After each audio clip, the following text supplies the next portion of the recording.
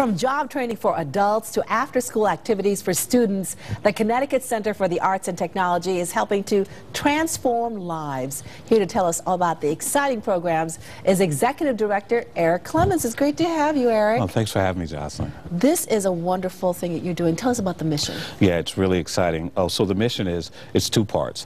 One part is job training for adults, and what we're doing is changing the landscape in New Haven. It's in the urban district in New Haven, where we're getting people trained specifically in phlebotomy, medical coding, and then do externships again at New Haven Hospital, and then get jobs. Now, those are the adult training programs. Yes, and the important part to that is that we're addressing the unemployment rate.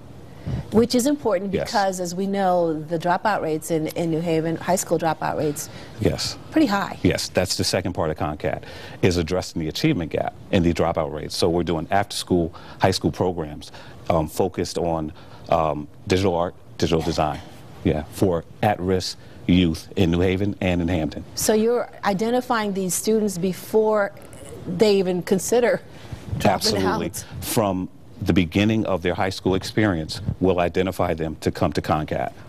Yeah. Now, the adult training programs, you specifically chose specific fields here. Yeah, well, we didn't choose them. Yale New Haven Hospital chose them as market-relevant job trainings. Is that a partnership that you guys have together? Absolutely. That is our biggest corporate partner. Okay. Yeah. And so those are the specific things that you, and I assume it's because there's a great need for, yes, for people in those fields. Absolutely.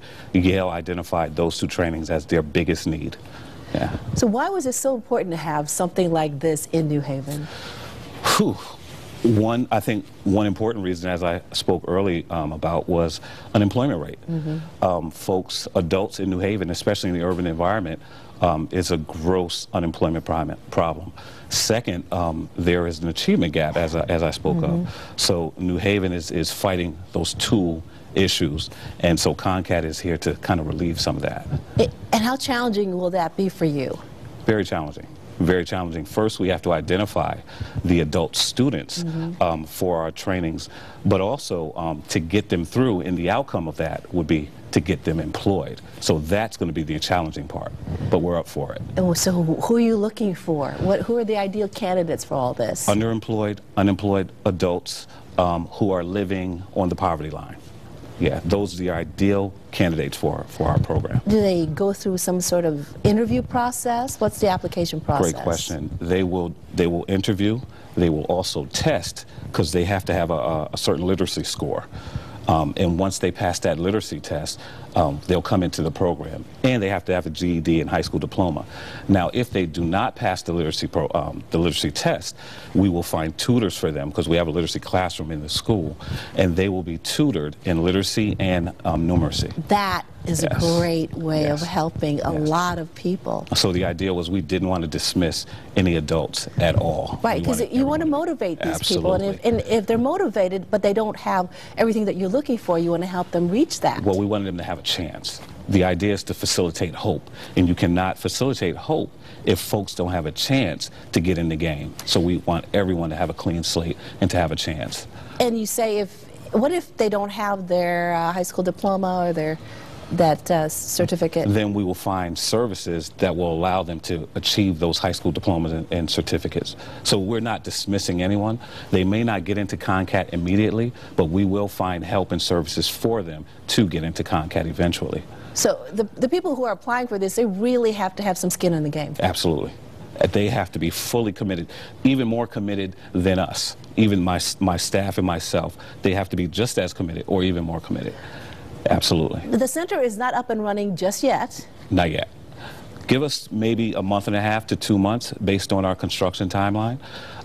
We are slated for the end of February to open, and it is going to be a beautiful, beautiful building. Really, because Bill Strickland's model, which we are replicating, Bill Strickland's a guy out of Pittsburgh, his big mantra is the aesthetics. If you put people in a world-class facility that is beautiful, they will rise to that beauty of that building. There are not many centers like this around the country. What, no, there are maybe we are the 4th. fifth? You're the fifth one. We're the 5th one. And it's so needed now, especially with the economy the way we've seen it in the last few years. Yeah, it's so needed and so exciting. Definitely needed, especially in New Haven. This has been a long time coming, spearheaded by the Community Foundation under Will Ginsburg. For the last maybe 8-9 years, it has been in feasibility and then dropped, it then picked up again, and then within the last 2 years, Will Ginsburg from the Community Foundation and my board chair, Carlton Highsmith, kind of took the ball and ran with it. And then from there, they came and hired me. How many lives do you think you will be able to affect here? Oh, man. I hope we initially, at least. Yeah, initially, we'll take 160 people yearly, 100 youth from New Haven and Hamden, and 60 adults we'll train. I hope it's exponential. I really do. My job and my goal and vision is to help everyone that comes to our door. You're going to transform lives. That's what it's about. I am so excited for the opportunity to transform lives. And for more information on the Connecticut Center for Arts and Technology, all you have to do is go to ConnCAT.org. And we also want to say a very special thank you to the Community Foundation for Greater New Haven for supporting nonprofit organizations like ConnCAT. Eric, thanks so much for joining me. Thank you for having me, Jocelyn. I really appreciate it. What a wonderful program. Thank you.